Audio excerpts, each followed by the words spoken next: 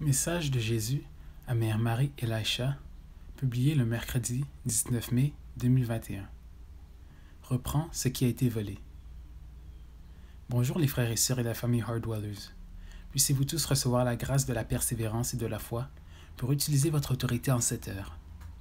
La famille, j'ai donc subi une forte pression la semaine dernière en essayant de terminer le site web de Mère de la Miséricorde et de lancer le chapelet le jour de la fête des mères. Je suis allé voir le Seigneur pour confirmer que c'était sa volonté. Mais je me suis senti loin de lui et submergé par plusieurs des responsabilités que j'avais dans la communauté. J'aurais pu avoir beaucoup de temps de prière, mais je me suis retrouvé absorbé par le travail. Le travail et le travail, en plus d'essayer de terminer ce projet avant la date limite. Parce que vous étiez nourri avec d'autres messages, je n'ai pas ressenti le besoin de rechercher le Seigneur pour entendre sa voix. Ou, si je peux être honnête, j'avais déjà tellement à faire que je n'essayais pas d'entendre sa voix pour un message. Parce que cela signifierait plus de travail et je voulais juste mettre mes projets derrière moi pour que je puisse simplement retourner me reposer en lui. Tout cela, clairement, était une recette pour que l'ennemi entre. La semaine qui a précédé le lancement, j'ai commencé à recevoir des rémas disant que j'avais perdu Jésus. Mon cœur se serrait parce que c'était la dernière chose que je voulais faire. J'ai eu ce réma le jour où je devais ordonner les prêtres. Alors, j'ai commencé à tout remettre en question. J'ai gravement perdu ma paix, au point où j'en tremblais. Cela ne s'est jamais produit auparavant, donc j'ai dû courir vers Mère Claire pour de la prière, avant de pouvoir avancer avec confiance dans l'ordination. Vous voyez, pour une âme qui veut juste plaire au Seigneur, l'ennemi vous piégera avec des scrupules et vous demandera constamment si Dieu est satisfait de vous. C'est en effet ce que j'ai commencé à faire. Après l'ordination, j'ai commencé à tout remettre en question, si j'étais dans ou hors de sa volonté, ou si je l'avais manqué d'une manière ou d'une autre. J'ai été si peu certaine de ma position avec Jésus. Puis, quelques jours plus tard, j'ai décidé de recevoir un message Réma du site web de Mère Claire et j'ai reçu le message « J'ai causé du chagrin au Seigneur, Jésus parle de Noël ». Le Seigneur l'a averti dans le message sur la manière dont elle avait permis au ministère de prendre le dessus sur leur relation et comment cela l'avait tellement affligée. Elle a dit « Seigneur, dans mon zèle de vouloir te plaire et de commencer avec le portrait et les chansons, vraiment, je n'ai pas passé le temps dont nous avons tous les deux besoin ensemble. En conséquence, je suis devenu tiède. J'ai besoin de retourner à mon premier amour. » Jésus a répondu « C'est un problème universel avec la plupart de mes ministres. Ils deviennent tellement excités par la beauté du travail et le sentiment d'être utilisés qu'ils raccourcissent peu à peu leur temps avec moi pour adapter leurs besoins de production. Ça n'a pas besoin d'être toi. Tu sais mieux que ça. Heureuse seras-tu d'étouffer ça dans l'œuf. » Ça m'a arrêté dans mon élan et plutôt que de faire un travail ministériel ce jour-là, j'ai décidé de le chercher. Il nous restait un jour pour lancer le site et le chapelet.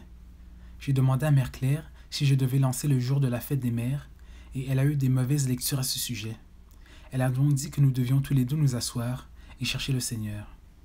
J'ai immédiatement plongé dans la panique et la confusion parce que je pensais que j'allais le voir à chaque étape pour m'assurer que j'étais dans sa volonté et que j'obtiendrais de bonnes lectures à ce sujet pour aller de l'avant. J'ai passé toute la journée en sa présence à pleurer et pleurer, en demandant au Seigneur de me montrer l'erreur de mes voies. Je pensais que je devrais simplement arrêter d'avancer avec tout, en particulier le chapelet de Mom et le site web. Quand je lui ai demandé une direction, un réma ou un conseil, Jésus était silencieux. Les rémas ne donnaient aucune clarté du tout. Je savais que c'était une croix de confusion qui l'autorisait, ce qui pour moi est le plus douloureux. Alors, j'ai séché mes larmes et lui ai dit que j'attendrais de lui qu'il clarifie les choses et que je me soumets humblement à cette épreuve. Quand je me suis réveillé dimanche matin, le jour de la fête des mères, je n'étais pas loin d'avoir terminé le site web et je ne pouvais pas comprendre pourquoi le Seigneur voulait que je finisse à mi-chemin. Cependant, je sais que ces voix ne sont pas les nôtres. Pourtant, dans les chansons qu'il jouait sur moi, il n'arrêtait pas de m'inciter à aller de l'avant, à être obéissante à ce qu'il m'a déjà dit. J'ai senti que le Saint-Esprit me disait de suivre mon cœur. J'ai donc décidé de terminer le message et de terminer le site web au mieux de mes capacités, ce que j'ai partagé avec vous les gars lors de la fête des mères. Lorsque nous nous sommes réunis en tant que communauté, j'ai reçu des rémas qui ont brisé la condamnation, la peur et la confusion dans lequel j'étais. Je pensais l'avoir sauvegardé, mais je n'ai pas pu le retrouver pour le partager avec vous tous. Il a dit, paraphrasant, que Satan ne s'opposerait pas à une œuvre si furieusement si elle ne porterait pas ses fruits. Puis, une autre disait, « Il est maintenant temps pour ta récolte. » J'étais tellement soulagé de savoir que faire le site web de Mom et répandre cette dévotion était sa volonté. Parce que cette épreuve était si difficile, j'ai senti un poids se soulever de mes épaules et les nuages de tempête disparaître. Cependant, j'ai réalisé qu'il y avait une part de vérité dans le fait que je perdais Jésus et que je réduisais mon temps pour que je puisse faire plus de choses avant d'aller travailler dans la cuisine. Avec chaque correction, les démons en profitent et sautent sur vous, jusqu'à ce qu'ils vous paralysent avec leurs mensonges, pour vous empêcher non seulement d'avancer, mais carrément de vous relever après une chute. Lundi matin, j'ai décidé de faire une promenade et de faire mes prières à l'extérieur avec Jésus. Quand j'ai reçu le Seigneur après la Sainte Communion, j'ai fermé les yeux, et je pouvais le voir appuyé contre mon cœur. Il reposait sa tête dessus, alors qu'il écoutait attentivement chaque battement de mon cœur, qui se déplaçait de haut en bas, à chaque respiration que je prenais. J'ai été ému par la vision que j'ai vue, et j'ai eu envie de lui parler. Donc, cette fois, je suis venu devant lui avec l'attente de l'entendre parler. Bon après-midi, Seigneur.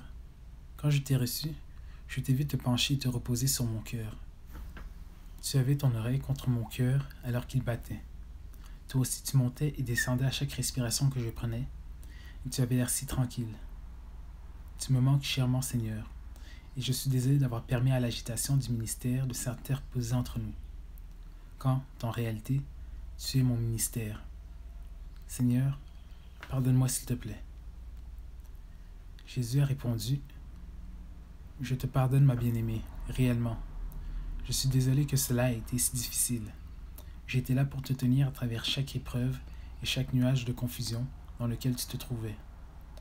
Je réserve les croix les plus difficiles à mes fidèles parce que je sais qu'ils ne quitteront pas mes côtés. En effet, tu m'as cherché jusqu'à ce que tu me trouves. Alors, me voilà. Je suis fier de toi, bien-aimé, que tu aies persévéré et enduré à travers les difficultés. » Souriant. « Viens, ma petite bien-aimée, tu as besoin de ton époux, et je suis là. » J'ai alors imaginé Jésus, tout en blanc, me tenant. J'ai tenu Jésus fermement, et comme ma tête atteignait à peine à son menton, quand j'ai tourné la tête, j'ai embrassé sa poitrine et reposé ma tête sur lui. J'ai dit, « Seigneur, je ne veux jamais quitter cet endroit. » Jésus a répondu, « Je ne le veux pas non plus, ma petite.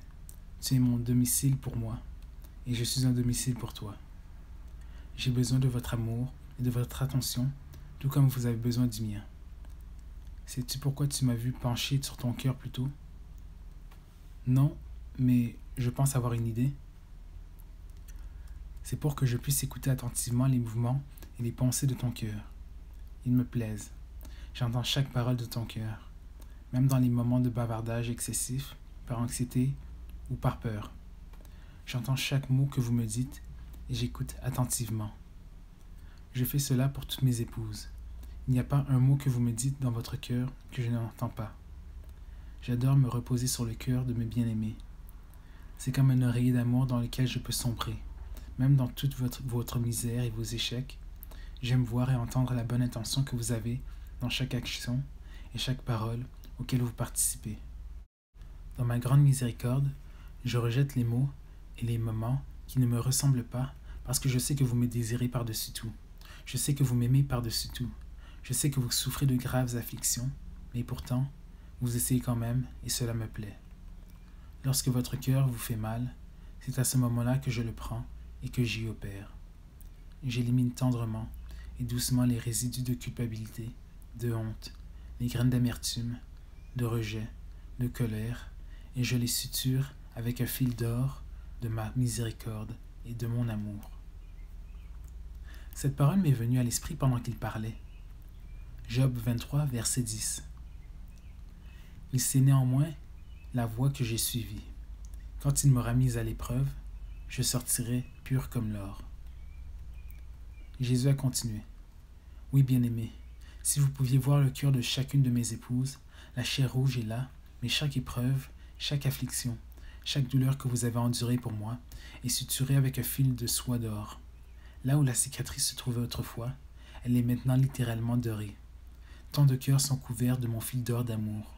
Certains ont plus de sutures que d'autres, mais ceux qui endureront jusqu'à la fin, leur cœur sera comme de l'or, car il sera littéralement recouvert de ce fil d'amour, jusqu'à ce qu'il ne reste plus de chair, mais de belles cicatrices de fil d'or de mon amour, tissées au complet pour raconter l'histoire de ma miséricorde et de la grande affliction qu'ils ont endurée pour combattre le bon combat de la foi, pour gagner ce cœur d'or. Voyez-vous maintenant comment j'utilise toutes choses pour votre bien? Oui, Seigneur, je vois. Merci beaucoup pour ta miséricorde envers moi. Ma toute petite, ma bien-aimée, remercie également ma mère. Tu t'es consacré à elle et je t'ai donné entièrement à elle. Elle veille farouchement sur ton âme avec une affection maternelle que tu ne peux pas imaginer. Pour donner du contexte, pendant cette épreuve, j'ai reçu un réma qui disait « Si vous invoquez la Sainte Vierge quand vous êtes tenté, elle viendra aussitôt à votre aide et Satan partira. » Alors, j'ai commencé à lui crier à l'aide pour son assistance afin de me délivrer de cette oppression. Jésus a continué.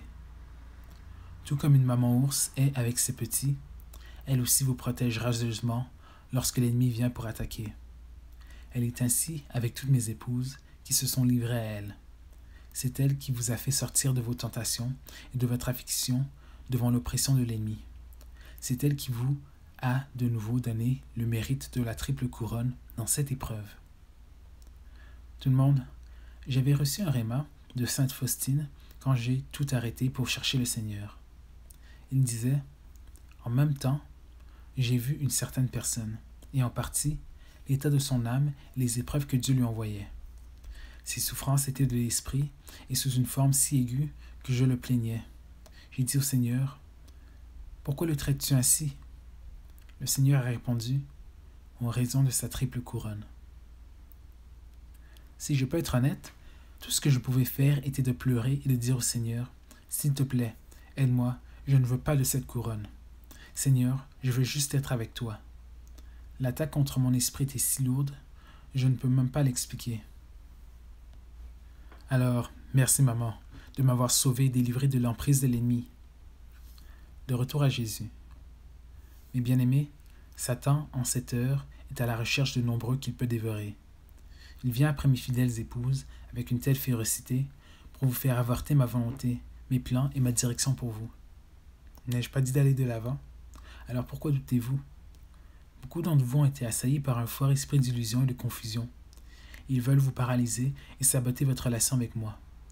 Pour d'autres, ils veulent que vous soyez tellement occupés à faire des bonnes choses, comme le ministère, afin que je sois mise en veilleuse, afin que dans votre sécheresse, vous réduisez vos temps de prière. Cette prochaine saison, qui est juste au coin de la rue, vous surprendra tous, alors que vous éclaterez avec un surplus de fruits et une récolte que vous ne pouvez pas imaginer. Donc, s'ils peuvent vous paralyser, vous coupant littéralement les jambes sous vous, vous n'allez pas avancer et rencontrer la plus grande récolte qui vous attend. S'ils peuvent vous occuper à faire des choses et à passer moins de temps avec moi, une fois que la moisson arrivera, vous serez plus loin de moi dans l'intimité, faisant beaucoup de travail pour moi, mais complètement vide à l'intérieur. Quel est le remède, mes chers? Prière, persévérance et un grand courage.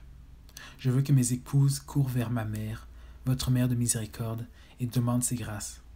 Vous êtes tous dans une bataille en ce moment. Il est temps pour vous de vous lever et de reprendre le territoire de l'ennemi dans la prière. Ne prenez plus ces coups en position recroquevillée. Vous avez vaillamment porté vos croix et un moment vient où je veux que mes épouses utilisent leur autorité. Décrétez une chose et elle sera établie. Décréter signifie ordonner quelque chose par autorité légale.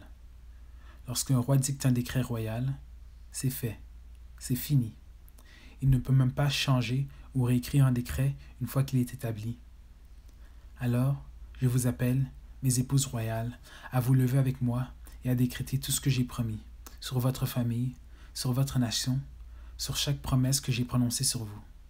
Il est temps de mettre l'ennemi en fuite, une fois pour toutes, dans les zones que je vous ai données pour régner. Décrétez sur votre esprit, sur votre avenir, sur votre maison, sur votre atmosphère. Si vous ne savez pas quoi décréter, demandez-vous ce qui vous opprime. Que ressentez-vous? Ce sont des signes sûrs d'une compagnie démoniaque qui empiète sur votre territoire. Cherchez l'intercession de ma mère et elle vous aidera. Je vous mets tous sous sa responsabilité, dans cette charge, de reprendre ce qui a été volé. C'était la fin du message de Jésus. Waouh! Après avoir reçu ce message, le Père Ézéchiel m'a appelé dans sa chambre et m'a dit que la Sainte Mère était venue devant la salle du trône de Dieu, le Père, pour demander en mon nom que je sois sa sagesse, et qu'il a consenti. Puis, il a dit qu'il me donnerait également son autorité, et elle m'a remis un bâton, comme celui de Moïse. Le Père Ézéchiel a alors dit que le Seigneur voulait que je sorte mon bâton et commence à décréter et à utiliser mon autorité sur l'ennemi. Il n'avait aucune idée que le Seigneur m'avait donné ce message, et cela le confirmait. Dans le prochain message, je partagerai avec vous les prières pour déclarer la loi de l'empiètement, comment utiliser vos épées, et comment amener votre propre bâton à décréter les promesses de Dieu pour reprendre le territoire de l'ennemi. Que Dieu vous bénisse jusqu'au prochain message. Fin du message de Jésus à Mère Marie et Laïcha.